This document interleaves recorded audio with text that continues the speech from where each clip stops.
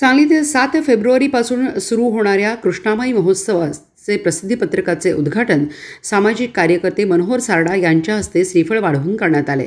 कृष्णामाई महोत्सव 7 फेब्रुवारी ते 12 फेब्रुवारीपर्यंत सांगलीच्या कृष्णामाई घाटावर याचे आयोजन सांगली महापालिकेच्या वतीने करण्यात आले।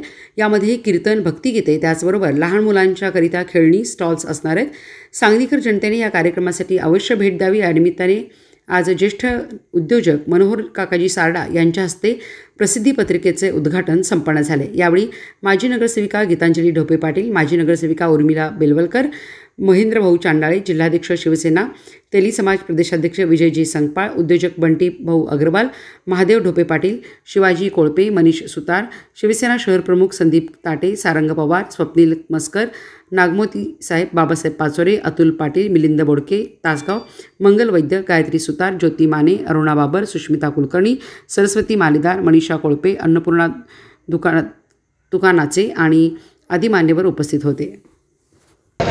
दिनांक 7 फेब्रुवारीपासून 12 फेब्रुवारीपर्यंत असणाऱ्या आपल्या कृष्णामाई महोत्सवमध्ये आपण सर्व सांगलीकर एक सांगलीकर म्हणून अभिमानानं यायचं आहे।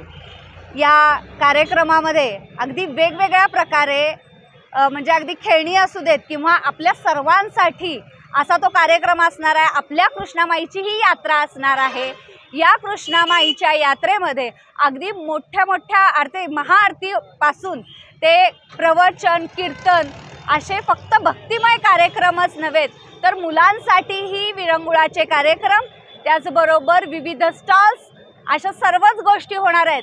तर या सर्व गोष्टींचा आपण सर्व सांगलीकर म्हणून लाभ तरी घ्यायचाच आहे, मात्र त्याचबरोबर आपण सर्वांनी अभिमानाने आपल्या या सांगलीच्यासाठी या कृष्णामाई महोत्सवामध्ये यायचं आहे असं मी आव्हान आपण सर्व सांगलीकरांसाठी करत आहे।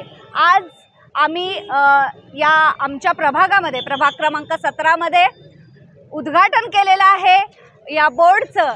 कारण एकच आहे, तुम्हा सर्वांना याची माहिती मिळावी की 7 तारखेपासून आपला कृष्णामाई महोत्सव सुरू होत आहे। खरं तर आपल्या प्रत्येकाला माहीत सुद्धा नाही आहे की कृष्णामाईचं देऊळ आपल्या सांगलीमध्ये आहे आणि हे देऊळ आपण सर्वांनी बघून खरं तर तिथं आपण गेलं पाहिजे। या सगळ्या गोष्टी आपल्याला माहीत असल्या पाहिजे की सांगलीचं जे वैभव आहे ते काय काय आहे। यासाठी आपण सर्वांनी एकत्रित येऊन हा कृष्णामाईचा जो महोत्सव आहे तो मोठ्या रीतीनं साजरा करूयात। तर आपण सर्वांनी 7 तारखेला यावं असं मी सर्वांना आव्हान करते आणि थांबते। धन्यवाद।